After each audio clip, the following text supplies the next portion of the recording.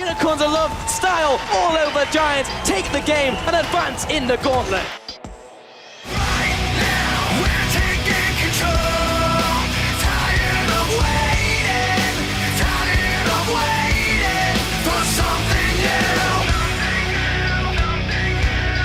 new. This could be a new era in Europe. Right now, we're taking control. Tired of waiting for something new. Right now, we're taking control. Tired of waiting for something new.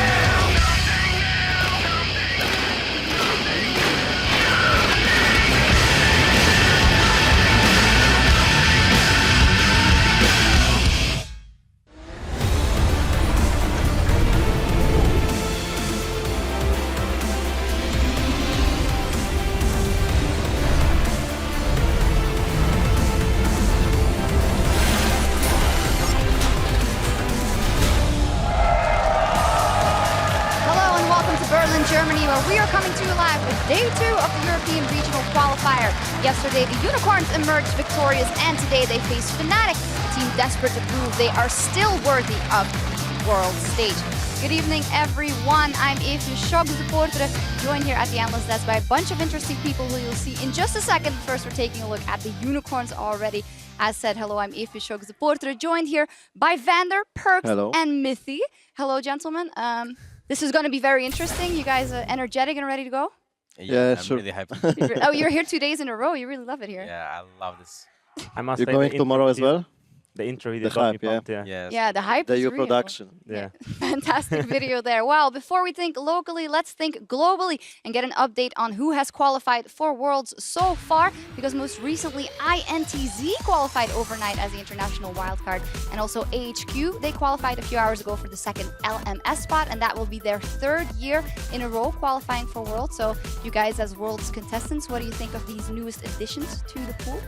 Well, we were screaming SH2K few days against INTS, not recently, but before our quarterfinals against Fnatic. And I think in the beginning they didn't do really well. You could see that there is like a big gap between Brazil and Europe as a region.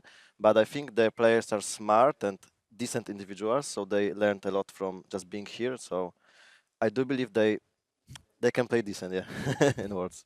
I mean, it's wildcard slot, so obviously we don't expect them to win everything. But if they like maybe go out of groups, it's already a huge thing for them. Right? Diplomatic, anything to add? They could adapt as at Worlds, just like they adapted in Europe, I guess. Maybe they Maybe, become yeah. an insane team. They absorb all the skills of enemies, so. We will see what happens now. Closer to home, we have 3 teams left vying for the last European spot at Worlds 2016. And here is how they stack up in the regional qualifier. Unicorns of Love yesterday took down the Giants 3-0 and now find themselves up against Fnatic. And then tomorrow, the winner of today's best of 5 goes up against the final boss, Splice.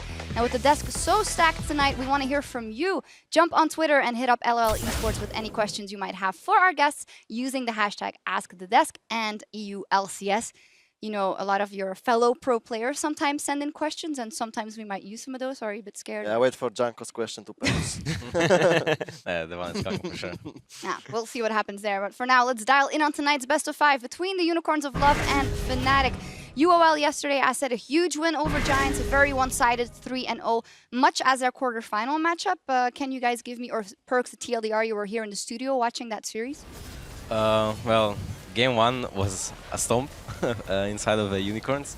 Then game 2, Giants were actually stomping them. They were really far ahead. They were 10k gold up. And then something unlucky happened and they decided to dive and just throw the game. Dive, yeah, not Yeah, diving versus an Eevee Atari, you can see where it was not very smart. So they dove there and then they threw their lead and then Unicorns won the game because Sivir is very balanced in late game. So, and then game 3 was just a stomp again because after losing that game 2, you just can't win. So as always is the question, in a quick 3-0, was it taking advantage of the Giants, who we know have had some problems, and was that just the reason that it was 3-0, or did you see some good stuff out of the Unicorns, Mithy? I definitely saw good stuff out of the Unicorns. I think they were playing well around their leads and they were making proactive plays around the map. So I think that might catch Fnatic off guard, even though they have seen a lot of the Unicorns. When we played against them, we also got caught off guard by how proactive they were. So we will have to see how their proactive plays turn out today. Yeah, we'll see what happens. As said, they are up against Fnatic today. And if we take an honest look at them this year, they went from being a world semifinalist to having an immensely disappointing season so far.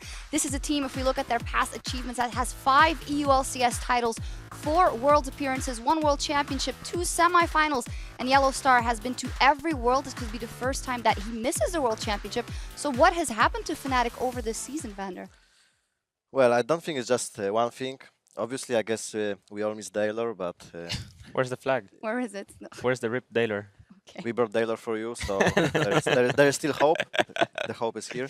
No, but being serious, I think Yellow Star is having not the greatest season. Like, he's not doing as well as he was before. When I play against him, it's like before it was really hard. Always like he was pressuring map, and when I had stronger lane, he didn't give advantages easily, and now it's completely like much easier to play against him overall.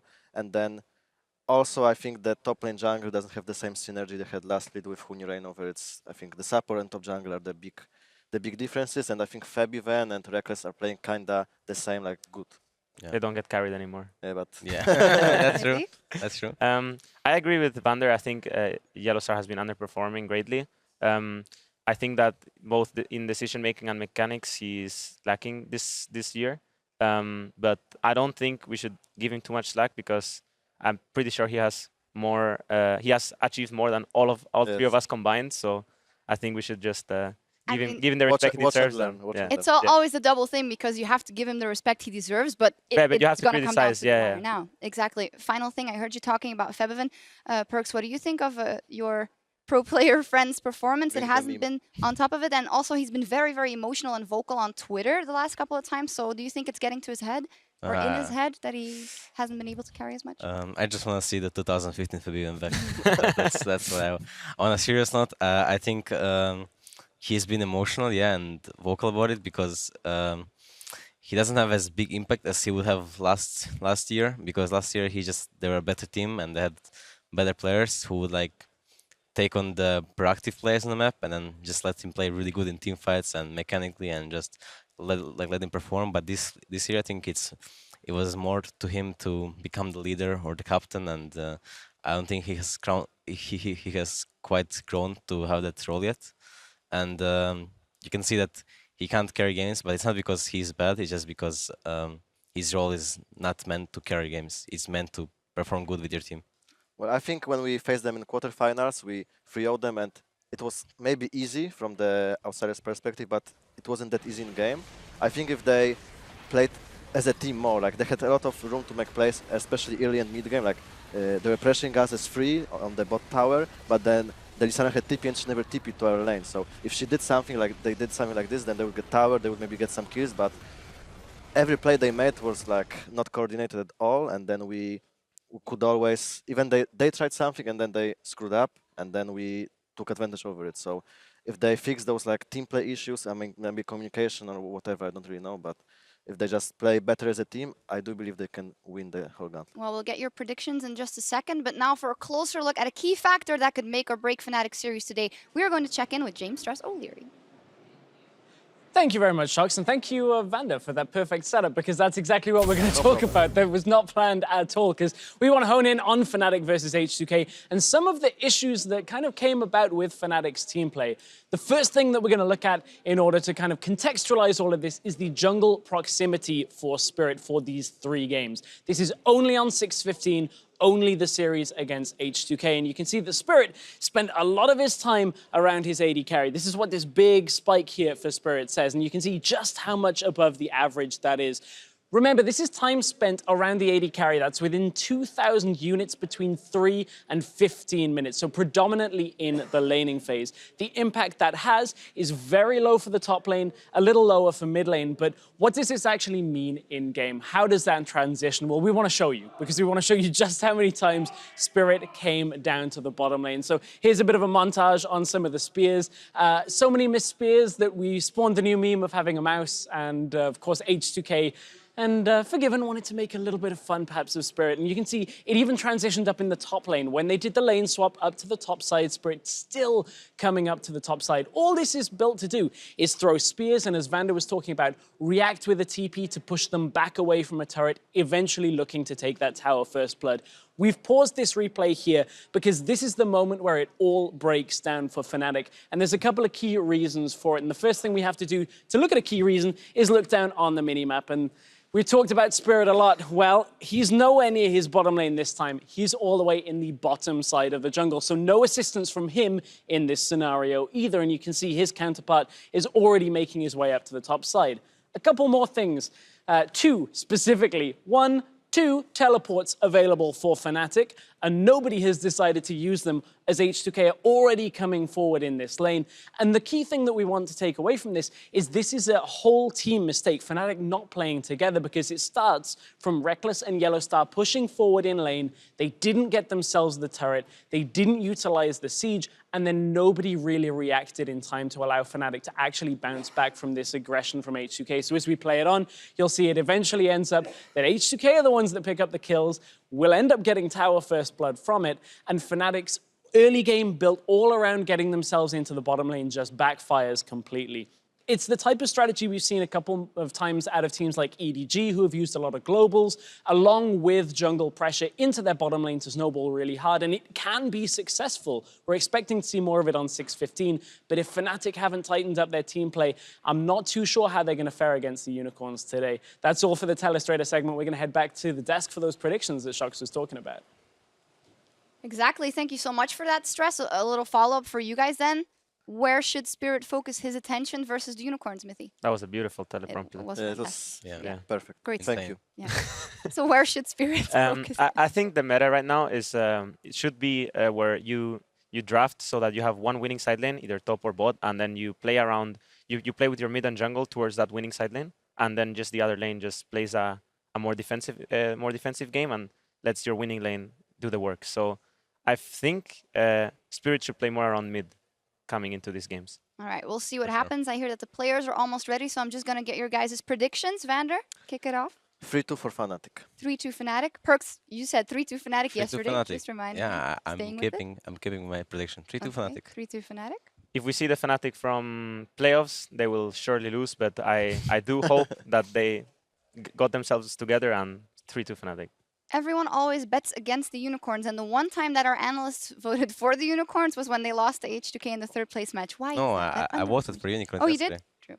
True. 3-0. Yeah. I'm always That right. was You're a already hard one. successful. You're already ahead of the pack. Well, we'll see what happens with those predictions on the books. Let's hand it over to our casters for the evening. Thank you, Shox, and hello, esports fans. I'm Devin Pyrotechnics Young. He's, of course, Mitch Krepov-Orsvold. We're here to bring you this best of 5 between Fnatic and the Unicorns of Love. And if history is anything to go by, Krepo, it is always an exciting matchup. Yeah, the Unicorns, despite whatever roster they're fielding, whenever they play against Fnatic, things get interesting. We've seen base races. I think we've seen the Yorick Cassiopeia. We've seen a lot of not dead Nexuses. Yeah, Nexuses that really get pushed to the limits. We've seen weird compositions. And now both of these teams are playing for a final spot at Worlds. Obviously, the winner goes up against Splice tomorrow, but still, like, this match means so much to them. And maybe we get another crazy best of 5. I'm hoping for it. Let's take a look at the closer look at the players battling it out on the Rift today. On the blue side, representing Fnatic, it is, of course, going to be Kikis up in the top lane. That means Spirit is prowling the jungle. Fevivin on mid, Reckless, the AD carry, Yellowstar support, and their coach, Nico the Pico. Yeah, Fnatic obviously going here as the higher seed. They ended up picking blue side, which means that the Unicorns of Love will be playing on the red side, maybe the pink side today, and obviously their roster still consists out of the same 5 players. Vizicachi in the top lane, Move in the jungle, Exile is their mid laner, Veritas and Hylissang make up the bot lane, and they get led by the calm and steady hands of Fabian Sheepy Mallant. Yep, the Unicorn Herder himself. It has definitely been a much more consistent roster this year. Fnatic made a couple of changes, tweaks on their end, front and back. And Fnatic, it's worth noting, they're the ones who elected the blue side, but as we heard a little from Exile yesterday, they do prefer the red side on the Unicorns of Love. Yeah, they do prefer the red side, but still you can squeeze that champion pool in the mid lane They're expecting a fair amount. Like this Vladimir will be a super contested pick if it's not permabanned again. We saw it yesterday. They try and deal with it, but Exile still needs to work on that champion pool. And another pick that might be contested here in this matchup will be Nidalee as well, because both these junglers don't really do that well. And when things fail, they go back to the Nidalee as a comfort pick. They want to try to carry. They want to try to get the damage out. And yeah, Spirit and Move looking like they might be the ones to do it. A little weird to say on patch 6.15, but we'll find out as we load up into picks and bans. First game of the set now. Fnatic on blue side. We'll see what they take away. It's going to be the Elise. Yeah, Elise, strong early ganking jungler taken away here. Fnatic looking at potentially another jungle pick early to put some more pressure on Move, because that is a matchup we need to track here. Move versus Spirit. So many stories to tell about this one. Move struggling to get efficient jungle pathing, kind of over trying to gank some lanes, but the wrong side of the map, you know, not really feeling the pace of the game. Whereas Spirit, in the game versus H2K, he tried to force a style, in my opinion, that can work, which is the group up with your bot lane and siege a turret. But just as they got close enough to finishing that tower off, that's when things always went wrong for Fnatic. So I need to see if Fnatic follow that same style today, or if she shift gears completely and follow perhaps what the desk was saying and play more around mid lane. Yeah, I would think Unicorn's bottom lane probably aren't quite as accustomed to the 2v3 as Forgiven and Vander, but that's a story for another time as Vladimir's taken off the board. As we expected, this was going to be something that was going to go very quickly, if not in the ban phase in the picks. Yeah, but most teams on blue side usually ban 3 mid lane champions against Exile here. Fnatic opening with the Elise ban is already straying from that, which means Exile gets some sort of comfort champion, hopefully, for the Unicorns. The Braum ban comes through. That's interesting. Taking away some of the few champions that Yellowstar has had like a good showing up. One of major things that lack in Yellowstar champion pool rather is the Bard pick, a pick that Fnatic themselves ban very often. It's within their top 2 bans here. Like most Fnatic bans has been Vladimir and Bard that they taken away off the board, whereas Unicorns kind of have Bard banned against them very often. So that might be a pick that gets through. Yep. Well, one pick that definitely doesn't get through is that Nidalee we talked about. That's banned away. So Fnatic take away 2 junglers here from Unicorn's side. And by the way, those are both the junglers the Unicorns used yesterday. Looks like Spirit almost has to be leaning towards the Rex side then, I imagine, as a potential first pick. Unicorns can't really ban out one of the junglers here, so it's almost guaranteed that Spirit gets his jungler of choice, and Unicorns have to react, unless there's a bigger power pick like Sivir open, and then they just straight junglers. But because Sivir's off the board right now, what they're going to do is, you know what, we just take the faster pacing jungler with, honestly, a more consistent path through the game. Usually you see Rek'Sai's pull ahead of a Gragas in the jungle CS differential, and if not, you have more creative pathing with those tunnels. Really annoying to deal with that. So for Unicorns, the Shen, of course, we don't normally talk too much about the hovers, but this is something that's a Unicorn special. It is so necessary to a lot of their success utilizing those globals, and it wouldn't be a surprise to see Chachi pick that up on the first rotation, denying it from Kikis as well.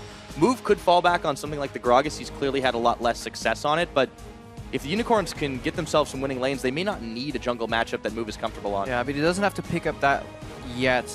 They could just pick up a comfort 80 carry here, match it later with a support. I do like the Tahm Kench early if they lock it in, because it means they can still play Ashe later on. It means Fnatic can't play Ashe themselves, because you've seen in competitive play how hard it is to play and land those arrows, because whenever you hit somebody, Tahm Kench will eat them, which means you kind of have to go for a pick on the support in mid to late game. Just really doesn't work. So it's kind of a blocker of one of the conventional 80 carries. It allows you to play some of the riskier 80 carry picks like Jhin 2 later on, because you can always, you know, just gobble him up and spit him out. And this first rotation Shen Tahm Kench is honestly a good foundation for the Unicorns to build on. They do really well with a global in the top lane. Yeah, not to mention semi-global in the support, and they have a lot of ways to protect their carries, Exile and Veritas, despite whatever they may pick for them. It'll be interesting to see how Fnatic responds, if it's going to be with some more firepower. I mean, I expect, because the Ashe is being blocked here, quote-unquote, by the Tahm Kench, a GP Jhin rotation would make so much sense. You can still cater your support to it later on once the enemy 80 carry is revealed. And Gangplank is just a traditional kind of meta counter pick into Shen. He can farm there. He can match the global with another global. In terms of team comp, it also allows you to play, because you can really make good picks with kind of shutting off the back end of a team fight with the GP ulti, and then having Jhin follow up, you know, with Deadly Flourish, or worst case, just pop the curtain call, and you have good peel by the Rex side. The only risk is if the Shen lands a flash taunt. Yeah, gotta be careful there. Reckless has had not as much success on Jhin this split, 5 games and only 1 victory, compared to what we saw early in the spring when he was one of the first to actually pick it up. So this should prompt the Unicorns of Love to take the Ashe pick. Yeah, the pick and ban kind of plays out itself. If you look at Veritas' most played champion, it's like Ashe, Sivir, Ezreal. Obviously, Ezreal you can always pick, but it's not really that strong of a meta pick here. Ashe Tahm Kench has a pretty oppressive laning phase too, and it ruins the Trundle counter. Usually you can pick a Trundle in the likes of like Sivir or an Ashe and punish that low mobility. But because of Tahm Kench, if Ashe is stuck between a wall and a pillar, you can just devour it, spit it out, and keep going. This would be an interesting change-up as the timer ticks down. They clearly want to save their mid lane pick for last. That makes a lot of sense considering they want Exile to be put in a powerful position to be able to counter Febiven. And that Tristan is locked in. That's a lot of firepower now on Unicorn's side. As long as they can scale that one up, Tristana just wrecks through towers. Yeah, but then we got to look at Yellowstar. Is he just going to play the Karma here? Go for a standard Karma Jhin lane. Because if you look at Braum taking off the board, Yellowstar then, what is he going to play? A Nami doesn't really sound like Yellowstar anymore. I mean, he could pick like the Alistar or something, but it doesn't make a lot of sense in the Tahm Kench, does it? Alistar has like negative lane pressure. In this lane, you might be having to be a little bit careful. So it's likely going to be the Karma support here coming out. And then you need to find one more piece in the puzzle in the mid lane. What is Fnatic going to pick up for Febiven? Another pick for Yellowstar, possibly maybe the Trundle. Yeah, They it's could fall back on. playable, but it's harder in the Tahm Kench matchup because you can't punish Tristana at all because she'll just jump out, and in the off chance that you are Mad Life and you stop the jump with the pillar, she just gets devoured anyways. What are the chances of Mad Life in your US server experiences? I mean, Oh, we'll talk it now. Never mind. that We got Talia and Bard. Okay. pick that actually usually is higher priority in the mid lane. People have gone as far as just first picking it too. If you look over in different regions like the LPL, an incredibly potent pusher to Talia. It's almost impossible to find a pick that can match it. But the bigger surprise for me, and this is not because like Kreppel talks about Bard, is the fact that Yellowstar is the person that picks up this Bard. We've seen lackluster performances from him on Champion. We've seen him shy away from when it was a really good pick in the team comp, and he did not have the experience on the Champion to play it. Yet now, he apparently has been practicing Champion, or so we hope. Yeah. Well, I mean, when things are pinched a little bit too, and he's not having the options he's used to, it looks like he's going towards it. Fnatic, we haven't seen this team for 3 weeks, so you know, we don't know what kind of hyperbolic time chamber they've been training in. We'll have to see if it pays dividends as Exile locks in the Kassadin as the last pick.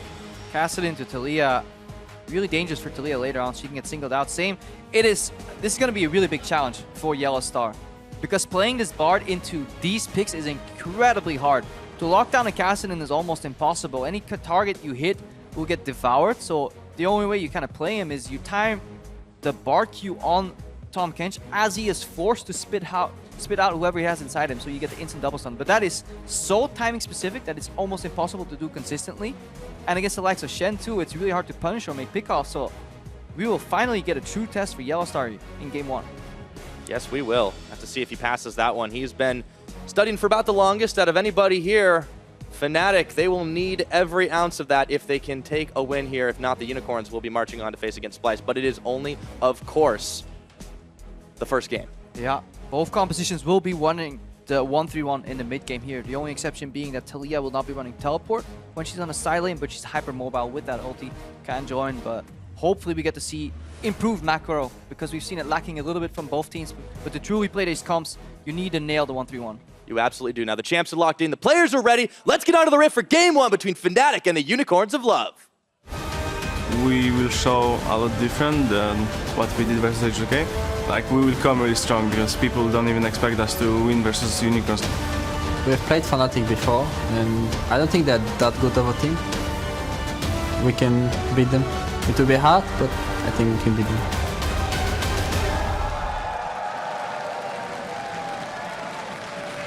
Now's about the time to put up or shut up. The crowd is definitely not going to be tired of making noise after this. Fnatic, Unicorns of Love on the rift, and wouldn't you know it, Infernal Drake, as if it wasn't going to get bloody enough. Yeah, always a good catalyst for contention around those objectives. The Infernal Drake, the prized possession of all the pro players. I like it even more than the Mountain Drake. Move has got to do just that, starting things off. Febiven wants a bit of harass. He's only able to tag him on the backside just to start things off. Yeah, Hylissang here with the help of Vizichachi because he has no thing to do there. A little bit of poke, just taking control. It's important for Veritas and Hylissang that they get control of the brush early, either by being there or having a ward. So if they like to do a camp, so that they don't get cheesed on their way back out. If not, they just play the lane early. It's doubtful that Reckless and Yellowstar will end up taking that camp. Hylissang is just going to check to be sure. So there's a lot of information ready now for the Unicorns. So they should know what kind of cheese they could run into or counterplay in the bot lane. In mid, something we need to track is whether Febiven is going for the conventional strategy which is just hard push and then challenge the enemy Raptors. That's something we've seen evolve on the 615 meta, where champions like Talia, they like to go in, push the first wave, and then get some Raptors. Fem's actually leaning to the left side of mid. Maybe he wants to do it earlier than the first wave. We'll have to see. Move, I mean, he's had some trouble going up against quite a lot of junglers here in the European LCS. Febiven is definitely hanging around towards that top side. Yeah, he's taking care of the range creeps first because they do the most damage in minion battles. So if you can get them low first, it's actually really easy for you to push. Look, 4 creeps to remain, so Exile will have to last hit them on their tower. So Febiven's gonna move to the enemy Raptors right now. Let's see how many he can take away from the opposing jungler. So he wards 2. Look where the Gragas started on a ward. Febiven gets 2 of these Raptors in total. And more importantly, Fnatic right now have complete information on the jungle pathing from Move. He started on Krugs, was spotted, got a new ward on the red buff, and let's see if Spirit is going to use that information to maybe challenge on blue buff, or go for a conventional fast clear, leaving the blue buff available, and hand it over to Febiven later on. All eyes will be on Spirit in that early game. That is for sure. So Febiven continuing to push out here. Exile, of course, on this casting is going to have a little bit of a hard time pre-6 to fight it out. He is staying safe and sound, though, for the time being, close under tower. Yeah, but he's doing something most Castans don't really do. He's using Q to last it. Very often, Castan players would use the Q to basically say, you know what, trade it on the enemy while I'm getting poked. I will then stay sustained. So he's favoring CS for sustainability. We see the map being divided here, and honestly, as much as we criticize Move on his jungle pathing, he's doing a good thing here. He knows Rek'Sai is invading, he spotted the invade, and he's going for his own blue buff. However, if Fabianche finds out here, and he does, Move is in big trouble. Yeah, he doesn't have a whole lot of mana either, and he doesn't have much of a health bar left, so Febiven is going to chase him away, nomming on the biscuit already, forcing the dash. Oh, but this is really good team play from Fnatic as a unit. Together they worked and they got deep information in the enemy jungle. They found out where Gragas was. They tracked his pathing. They forced him to adapt and counterplay the invade. And he just went blind into the enemy jungle. He didn't have any jungle camps to return to on the top side of the map. So he had to return to base on level 2. And that is honestly really good team play, but it all started with Fnatic Febiven pushing in the mid lane, you know, constantly pressuring Exile, punishing this low wave there or low duelist potential pre-6 Kassadin. Yep, Kikis though, he's in a little bit of trouble. Does still hold on to his flash, nothing Chachi could do to finish the punish on that. But yeah, Spirit is taking it all away. He's getting deep wards in on Unicorn's side of the map. Move is just going to be tracked this whole game. Yeah, and that little ward power that you just pointed out, that now faded, that was on Wolves, it just gives you information. Now you see the enemy jungle there, which means you know he's coming to contest you, and if you don't see him, that's probably what prompted Febiven to go for the blue buff challenge. It's like, this Gragas is supposed to be on Wolves right now. He is not. Well, there's only one other place on the map he could be, which is on enemy blue, and that's where Move is looking to return again. But this is where Move, this is how he is forced to fall behind the CS, because he's going for a gank. Ooh, quick flash out of Kikis. He saw that one coming, but it's still going to get followed forward for first blood over to Move. And that's, yeah, that's Kikis. Little risky. Little mistake right there. That was a that's pixel. Move back in the game right there. Yep. Because he was so afraid. He was so afraid to path into the enemy jungle blind. If he got punished one more time, he'd be in big, big trouble. He risked it all on that one gank, and it paid off. And suddenly the entire narrative, Fnatic out pressuring, punishing Move in the early game, is null and void. Because we're bang on even. Speaking of void, the Caston's starting to catch right back up in farm versus Febiven. Just had that healthy wave shoved right into him. He will be able to secure his blue buff, something that was, of course, denied to Exile. But Exile's getting close to level 6. He shouldn't have too much trouble the longer this game goes. It's, you know, a little bit of plays here back and forth, but UOL, with that one fell swoop, kind of evened it back up. Yeah, stylistically a much different Spirit than we've seen in the early rounds of playoffs. Obviously a completely different champion, Rek'Sai versus Nidalee, but on that Nidalee he was hovering around bot lane with the main objectives being the brick first tower. Here he is just, has his eyes set on Move, honestly. He's making his life a living hell in unison with Febiven continuously pushing out. Febiven now granted that blue buff too. Bot lane seems to be pretty even farm matchup. Yep. Tristana's very happy if she can even farm in this matchup. Yeah, this is actually really solid for Veritas. Yep. And we haven't seen him play this champion either. This is a lot of variety for Veritas. It's kind of grown quite a lot over the split. You can see right there is 13 unique AD carries in. You know, and honestly, the meta has kind of, we didn't plan that at all, by the way. The meta has kind of like not allowed as much variety in the AD carry role over the year. Yeah, but that makes you wonder. There's a point where variety is good, and then there's one of those is Urgot. Yeah. Yeah, there's an Urgot. There's I think a Vayne in there too. So at one point, you have to question: is this a champion pool or is it just desperately looking for an answer? However, 615 Tristana is a somewhat meta pick. She's a little lower on the tier list, but she's definitely viable. Yeah. Oh, good stun. Nice stun there. Meep slaps. YellowStar's there. Spirit's hanging around. He's spotted, but he's going to go on a tunnel on in. Push back very quickly. Veritas still has to be careful. No more biscuits to Nam. Yeah, but even though they see him, it's so annoying to play against because look what Fevin's doing. He's leaning into the Fog of War. In the mid lane, there's river control. Every time Fevin's pushing, look where he's positioned on the minimap. He's as close as you can be in front of tower range, which gives Spirit the liberty to invade. Usually, if you're a Spirit here, you're caught. Like, the enemy mid laner will come and jump on you. But because Fevin's playing this far up, he's leaning towards the right side constantly. So if move is not around bot side, Fevin and Spirit will work together as a team and just dive the bot enemy 2v2. And now, the unrelenting pressure here is really working in Fnatic's favor. Yeah, Feb been able to push back Exile. Nearly got him on that one, but in goes Veritas for the jump and exhaust on to Reckless. YellowStar keeps trying to turn around. And Hylissang looking for a chomp. He does get it on to Reckless. Can he spit him out? The Shenholt's coming. Reckless is out of the magical journey, and so is YellowStar. Chachi follows. That might not be the best decision he's made all day, and Reckless takes him down. When somebody offers you a free trip in the journey, at least consider if it's worth taking here. Chachi immediately opts in and pays the price for that, and look at how happy Kikis is with that. He was down over 17 CS right now. He's catching a Fevin roaming down. He's got the wall on too. Move is going to dash over it, but Veritas and Hylissang are not so lucky. Exhaust onto Hylissang, but maybe now it's Fevin's turn to fall. Here he's trying. He has the flash over the wall back to join his team, but he bit off more than he could chew in that engagement. Yeah, some solid portals there by YellowStar working together as a unit. They almost got punished when they were pushing up too far and there was miscommunication. YellowStar was moving into the river and Reckless was kind of dealing with that wave. That's what prompted it. Look at here. YellowStar's moving into river. Reckless should never be here. Yes, it sucks that your support's not there, but you should always have communication there. Hylissang flash Q, waits for a little bit, not an auto attack, and then gobbles him up. Really good spacing out of abilities. But then a beautiful portal from YellowStar. Reckless, I think, flashes into it and visit Chachi. Come on, bro. Yeah, not recommended. Not that portal.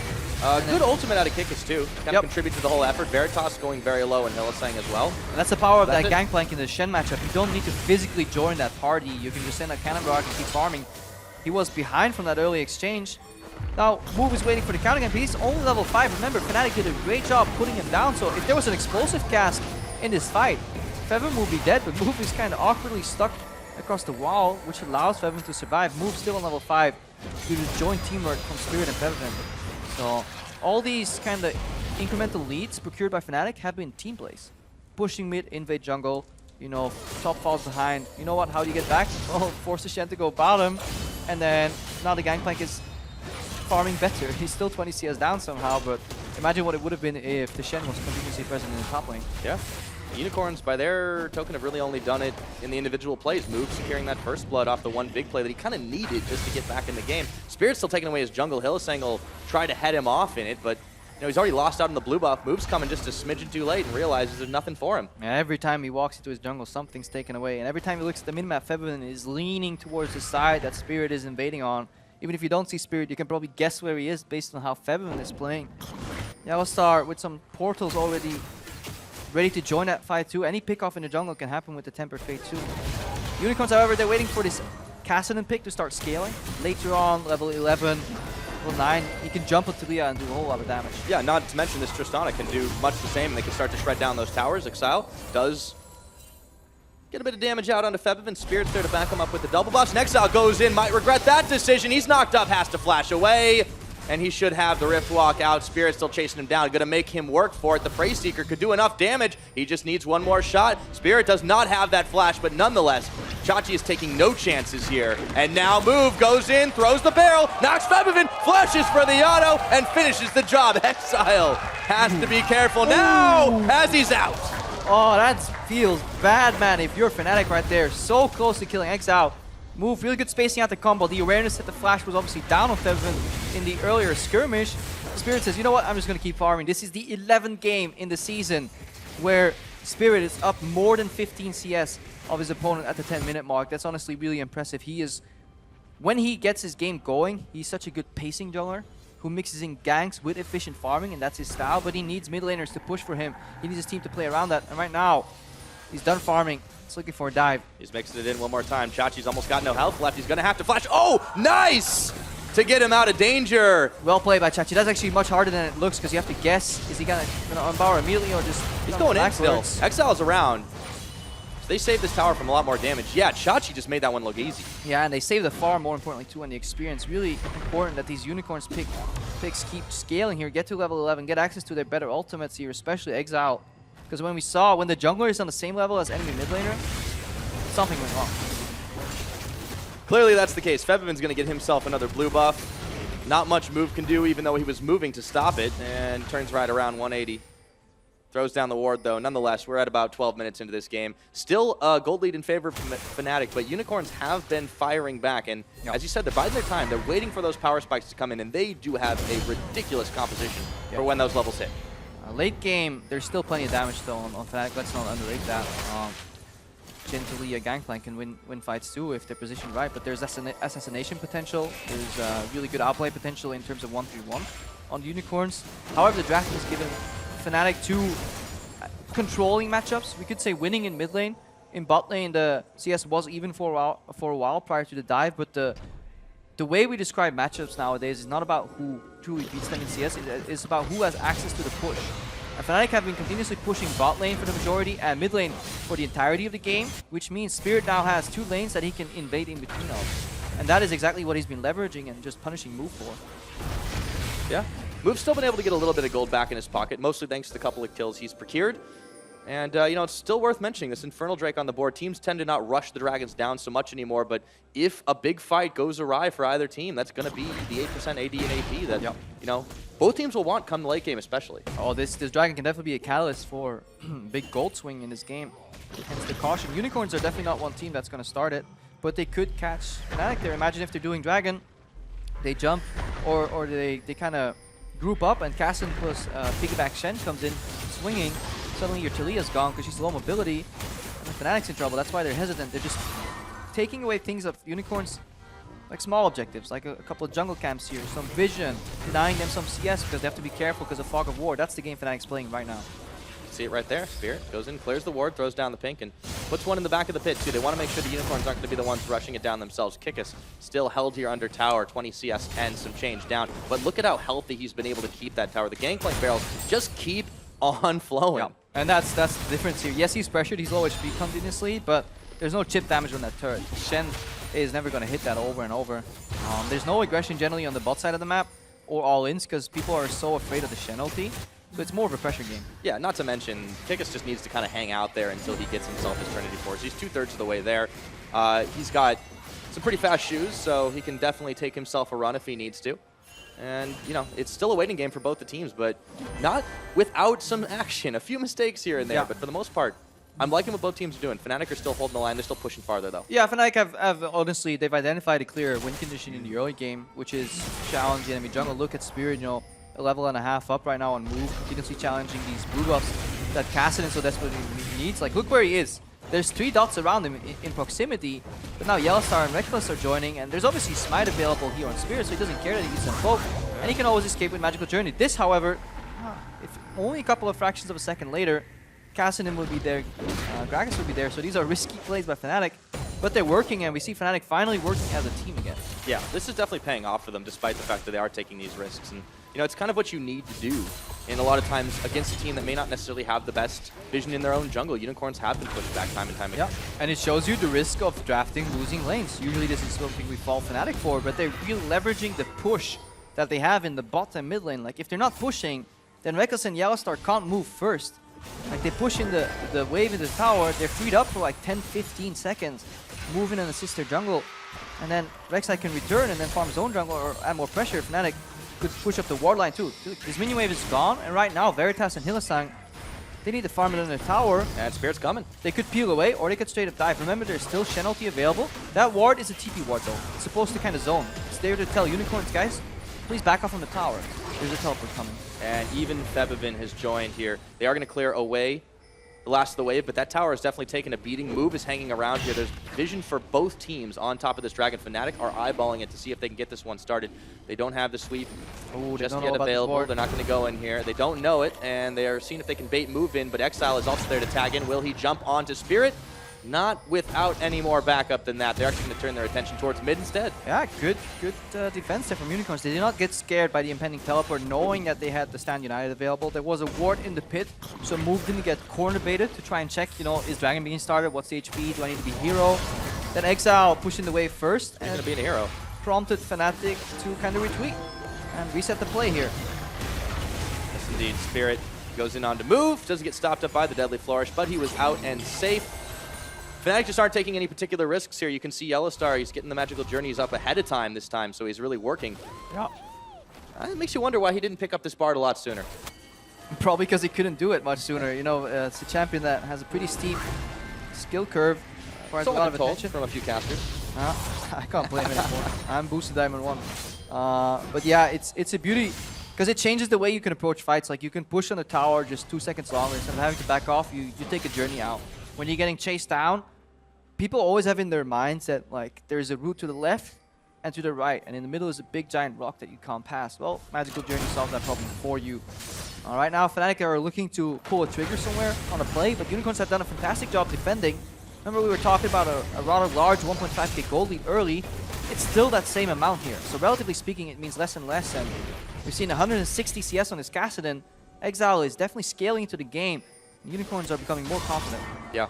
Despite the fact that Fnatic have been able to get pretty much every outer tower down to about half its health or lower, it hasn't really paid off for them just because, you know, it doesn't count until you knock it down and collect the gold. They haven't gone to the bank yet, so it hasn't done anything for them.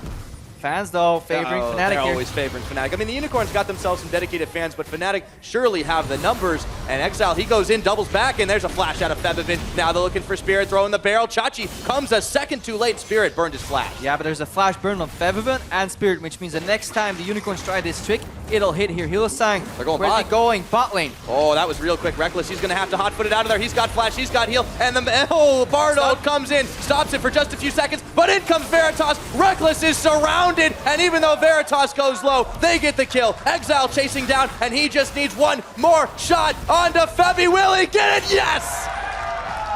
Oh, picks galore in the bot lane. Kikis punishes by taking a tower. Chachi had to walk all the way top. He still has teleport available to match Kikis' globals. No cannon barrage was used there. The two really good pickups by the Unicorns, and they want more here. Yeah, Spirit's hanging around. Hylissang surrounding him. There goes the Gangplank ulti. A teleport coming in on the last of it. It is going to be spent by Chachi. He cancels it. Wise at that point. No more sense when there's no mini waves available.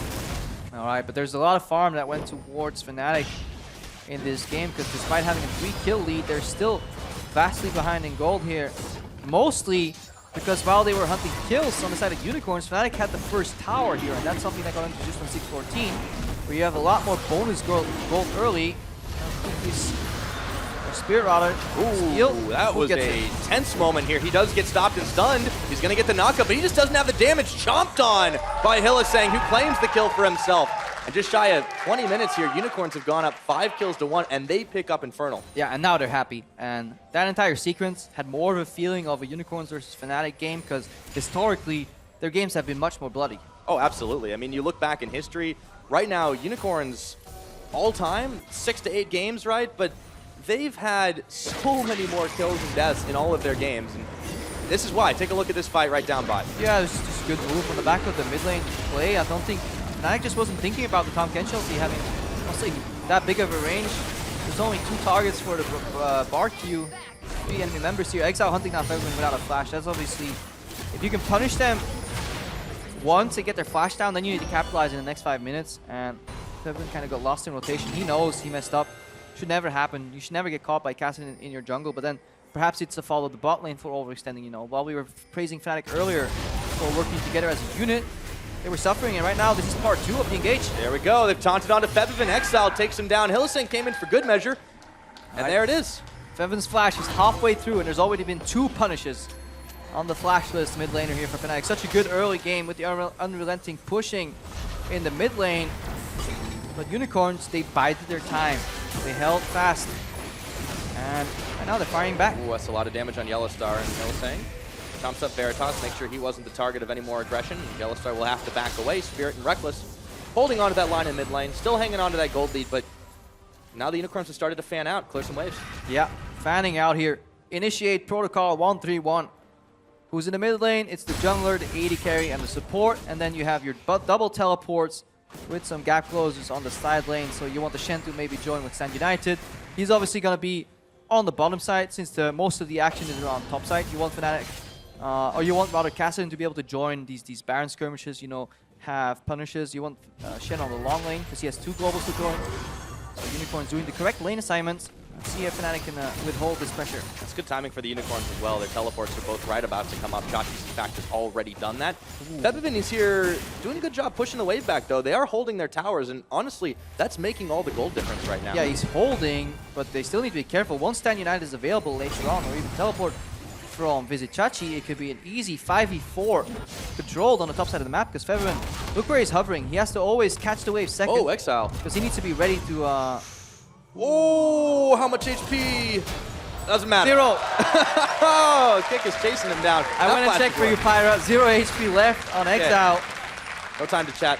To die in this matchup as Kassadin with Flash available is a grave error here, but a fantastic punish from Kikis, and it breaks the lock, it breaks the hold the Unicorns had on the map here, because they were looking for a play when Stand United comes available to really just go all in on the top side. Fnatic, they find a window of opportunity to punish before that becomes available, and now Unicorns are the ones on the back foot. Good. It entirely changes this bot lane matchup, where Febiven was so afraid to aggressively push out because he always had to be ready to use his wall to join mid or top fights. Fnatic is never going to run into that fight anymore, so now they can push out bottom lane a little bit more and play with some more pressure. Yeah, so Fnatic get to wipe the sweat off the brow for just a little bit. They're back in the driver's seat, a couple thousand gold still in the lead as we hit 23 minutes into this game. I hadn't talked as much about the next Dragon. It's Ocean, still valuable for the teams in these prolonged fights. They're going to want it for the after effects for sure. Let's take a look at how this all happened, though. Exile runs smack dab into the barrel. All right. That's 1, 2. That's 2. Oh, he jumps in. Ooh. Okay. Okay. Yeah, wrong direction. This is not a one-way street, Exile. You can go both ways, and that's honestly... Yeah, going in for that duel at this point against the Gangplank 1-over-1 without any armor on you is... miscalculation? Oops. Yeah, it happens from time to time. So Exile hopefully has learned from that one. First death for him of the game. But he's back on the map, and they've sent Chachi up in his stead to the top side while he goes down bottom. Unfortunately, Kikis is also there. Yeah, they're looking to have the Kassadin match at Talia. That's why Unicorns are sending Shen to top lane. Despite him being better on bot lane, they really want Exile being able to punish Febiven. And Visit Chachi has a much easier time holding that Gangplank. Because what Kikis did to Exile, he can't do Visit Chachi. Yes, Febiven's suffering here, but it's about finding a lane where you're suffering the least. Oh boy, Curtain Call is on, but Reckless is going to have to cancel it right on up, and Spirit is in the mix between all 3 members. They throw down the Tempered Fate, but that'll be only a couple more seconds. Exile chasing Yellowstar away, and Spirit is going to be left for dead. Move picks him up as Exile pops himself right back into the cannon barrage, but it is not enough damage to take him down. 1 for none, Unicorns. 1 for none. Those are contact lenses. Mad. Yeah, those are contact lenses, don't worry. You need to check out. Cool. Yeah, he pinked himself out. Oh, Yellowstar's wishing he pinked right now. Has to take the magical journey. Nice to go out. We missed the setup of that. Was it an aggression from Fnatic being punished? With Exile coming out of base with teleport. I think Stand United was used because it seems to be on a very short cooldown, which means Shen used it and then got cancelled by Febiven, or maybe, yeah, it must have been cancelled by Febiven. So he won't have that available for a little while. Unicorns, however, are doubling up here as they go down towards the bottom side. See if they can cut off Kikis. In goes Veritas. Kikis does not have his flash. Exhaust on him. Another hop forward, and Hillisang gets the kill. Yeah.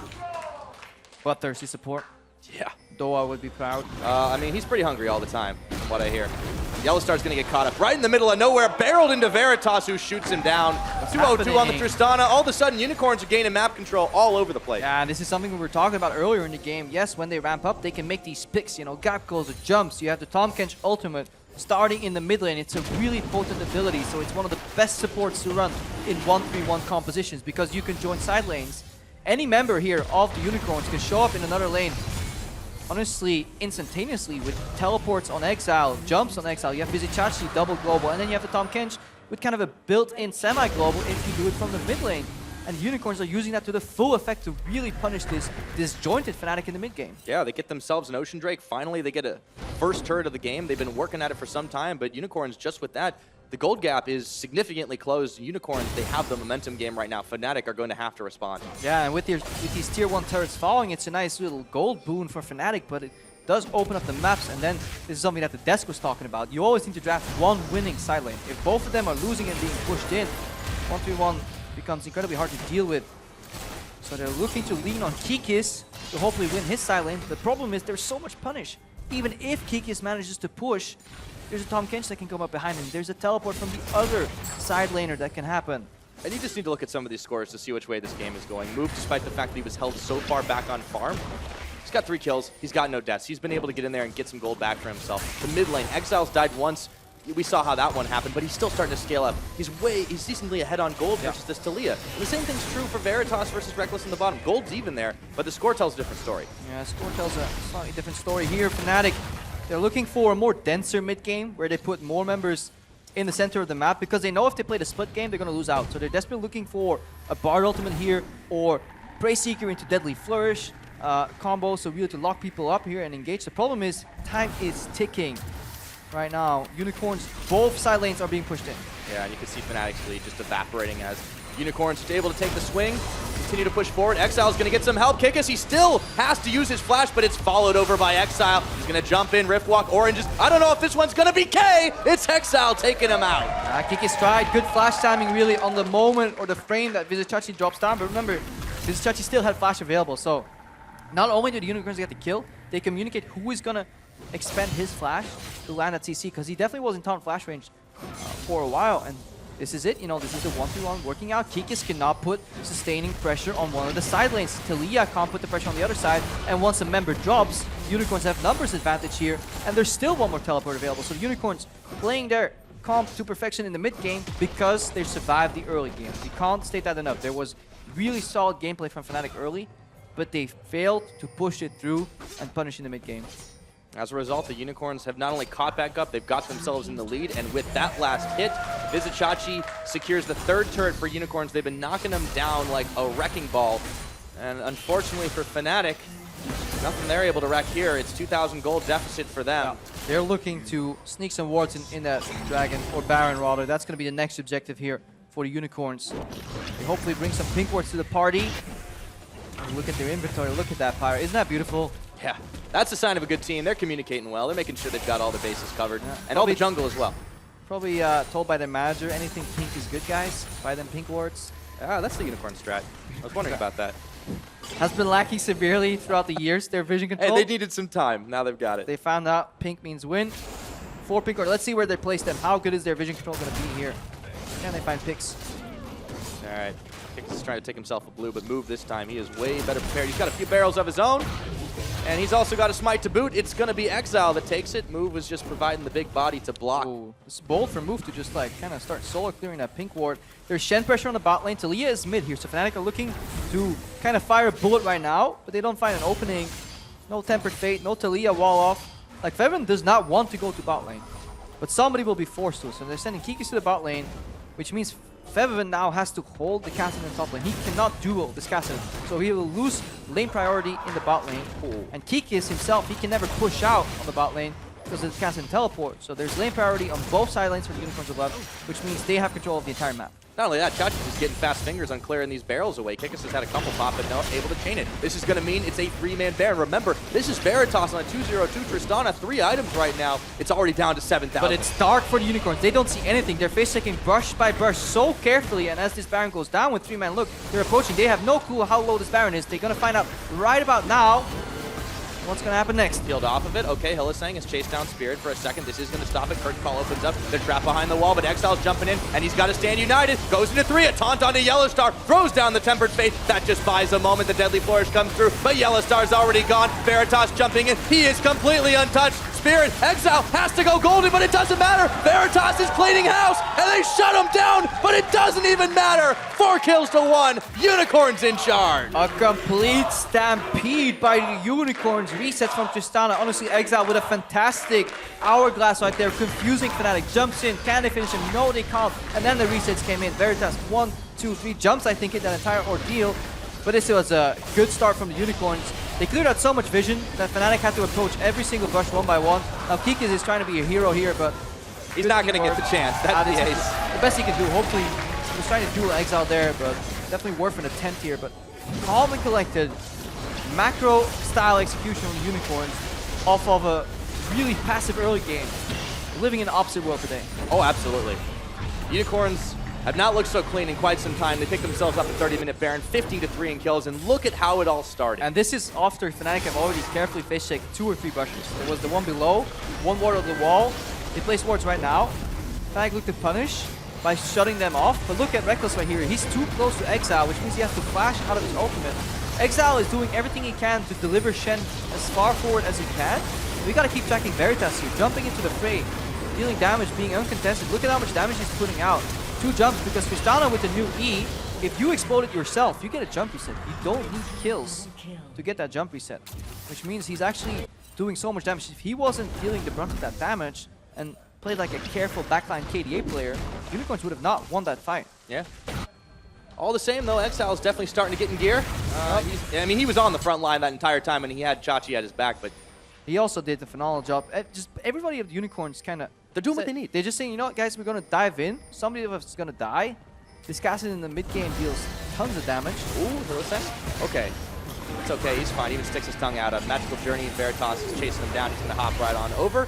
And the Tempered Fate, not where EULCS1 wanted that one to be. But yeah, this is so good for Unicorns, seeing them kind of closing their weaknesses. We talked, we could treat moves so heavily yesterday, and in Unicorn's previous series, but he's doing exactly what he needed to. Yeah, there was not much he could do. Like there's critique and then there's understanding. Like in this Gragas Rek'Sai matchup, if your first 2 camps get warded, you see the enemy jungler invade in your jungle and you don't feel comfortable challenging that because mid is being pushed in, and you go then to enemy blue, and enemy mid laner comes to push you off, well, sucks to be you. But like I think you tried every play that was reasonable. Unless you went for a camp skip directly into the other side, maybe he could have done that. So that's the only play that Move had left here. So he had a really rough early game, but Unicorns kind of held on. Fnatic failed to punish. Survived, and they're looking to conquer here. Big gold lead for them. It's 10,000. They're going to knock down another outer turret. It already gotten close in the bottom and the top. I mean, it's just closing the jaws of the trap with the 1-3-1. And it's also the story here of Exile. When he does get a champion that he's comfortable in a matchup that he can survive in, yes, he got pushed in, but he never broke. They made him bend. He never broke down here. There you go. And he dealt so much damage, because I was praising Veritas for jumping in and getting the resets, but looking back in hindsight, there was tremendous amounts of damage from Exile in that fight. Absolutely. And Fnatic will do everything they can to just hold on and stop the minion wave, the Baron-empowered minions from pushing on in, but it is just nothing doing. Exile's demanding the attention of 3 Fnatic members, and he's still going to be able to get himself an inhibitor. The inhibitor tower's fired down. Veritas keeps on sending shots that way, and now Fnatic are looking for a desperate fight here. I don't think they're going to get it, though. Chachi, he stopped up for a second. That's a big knee slap, but it's not going to be enough. Tempered Fate lands onto Veritas. It's a last-ditch effort here. Fnatic, they're crumbling to pieces in this game 1. Yeah, inhibitors falling left, right, and center. Literally, all 3 of them are down right now. Unicorns can return happily after that Baron. Fading away right now, that buff, but it paid dividends. And honestly, very clean. Oh, and they've got so much gold to spend. They can just go back, finish out some of their items. And Unicorns, this next push is going to be the last. Fnatic would have to make the miracle hold. Yeah, right now we can already assume this game is like 90% over for the Unicorns, maybe 95, only 5% because we're in Europe, and this is Fnatic Unicorns, where Nexuses have never know. double lives. But we need to look at how we got here. And it's very similar, honestly, of Fnatic versus H2K, where there was a strategy involved from Fnatic. In that game, it was grouping up for a siege, getting the early tower and snowballing that way. And right when they were supposed to pull the trigger and get the really big advantage, they faltered. Same here, like they really had a good level advantage on Spirit. They had continuous push from Heaven. They had dive opportunities on the lanes. And now there's Kikis getting dope. Now they're here. Kikis, they're just chasing him down. Exile says, I want that kill, and he claims it. Looking for Spirit, he knocks him down. And the rest of Fnatic, they're falling like dominoes here. They get the barrel on in. Febivin is running all the way back to his own fountain. This is going to be one Nexus tower. Another's going to fall. Reckless, Yellowstar, and Febivin just cannot hold the line. 35 minutes in, Unicorns will clean up, and they will take game number 1 in this best-of-5 series.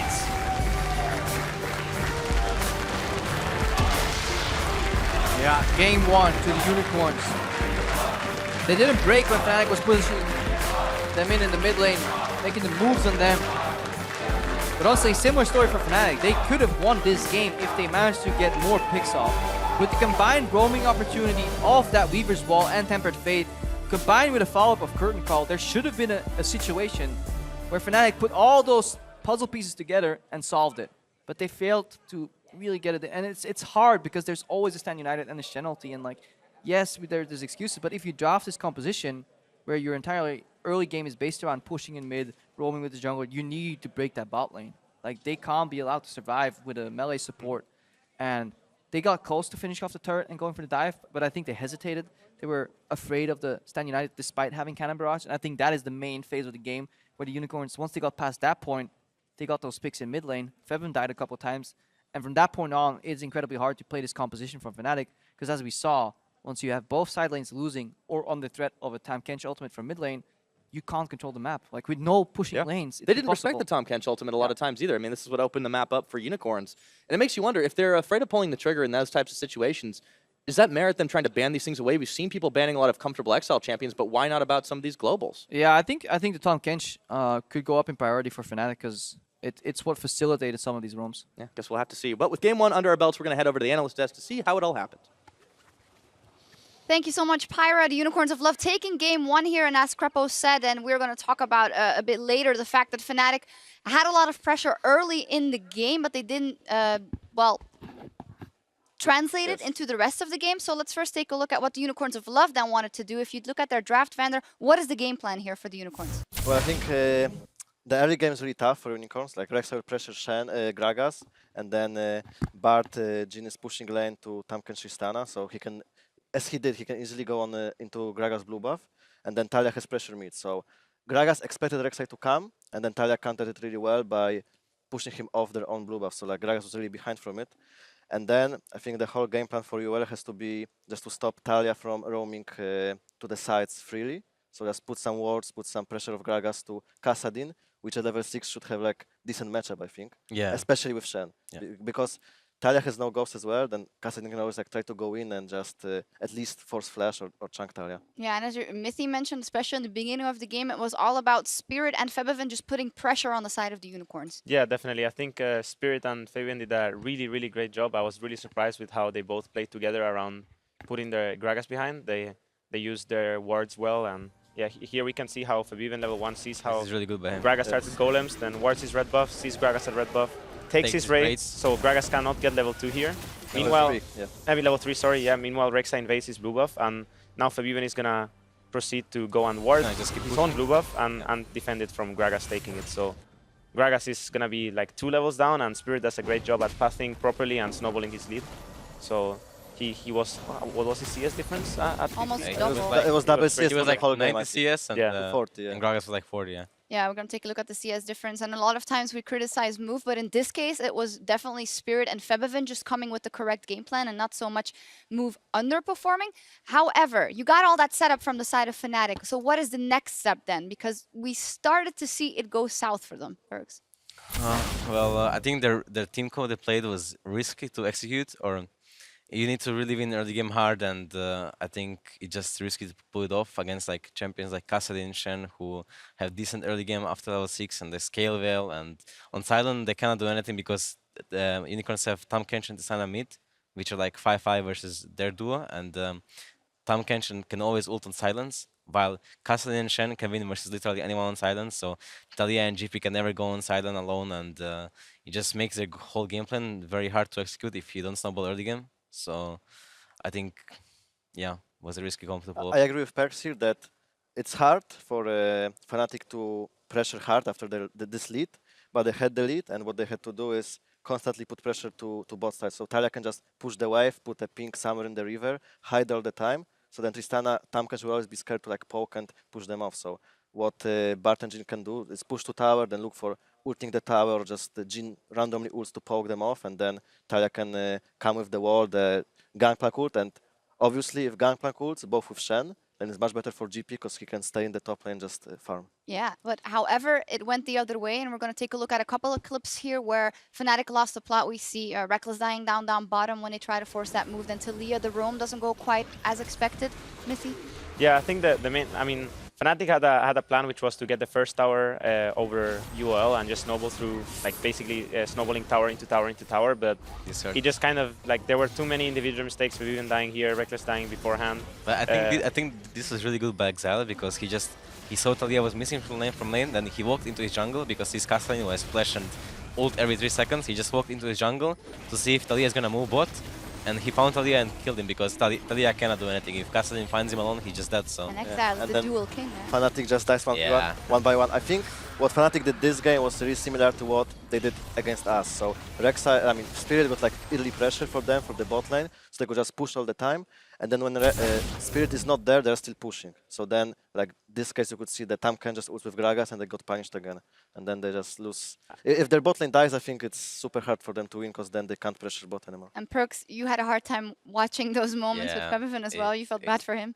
it broke my heart. Yeah. A bit, It's know. hard for coming into a best of 5 having this kind of first game. Yeah, and let's look ahead to the second game. I mean, Unicorns of Love. honestly, having this kind of first game is fine if you can just reset from it and know what went wrong. Because if I was playing this matchup, Talia versus Castellan, and you go behind, like you're really nothing you can do in this game. So it just sucks for him and go next game and Gotta draft move better. to the next game. Red side for the Unicorns of Love, they picked in game 2. So, I feel like they're just going to go for that Shen again. And then out of Cassidy, Ryze, or Vladimir, whatever can work with Exile for Vichachi together is their win condition. So what should Fnatic target here? Fender?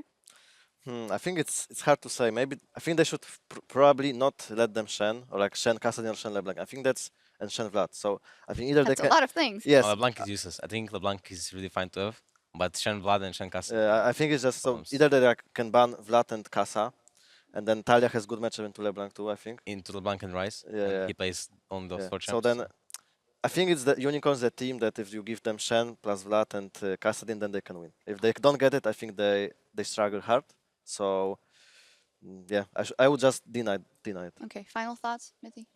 I do think that they have options in the draft and they could change their draft, but I think that if they just play the same game maybe with a Trundle instead of a Bard and try and like get that early game pressure, if the Gragas doesn't adapt and they don't make so many individual mistakes in the early game, they still can't pull it off. I don't think the draft was the biggest problem. I think it was a lot about them having an early game comp and just misplaying it. So I do think Fnatic can really pull through from this loss, and we will see what they do. I just don't think Fnatic should go for like early game comps. Yeah, Against us, they did the same. Like winning mid, winning jungle, Yeah. winning bot, and then still like we're even or ahead in like 20 Yeah, minutes I with think so too. Hekarim, Shen, Vlad, you know. Well, we'll see what happens in game 2. We are going to take a quick break, but before we go, sometimes player stories are much longer than one game, one series, or even a whole season. The new season of Legends Rising takes an intimate look at 6 of the world's best players, including one of Europe's best. Here is a sneak peek.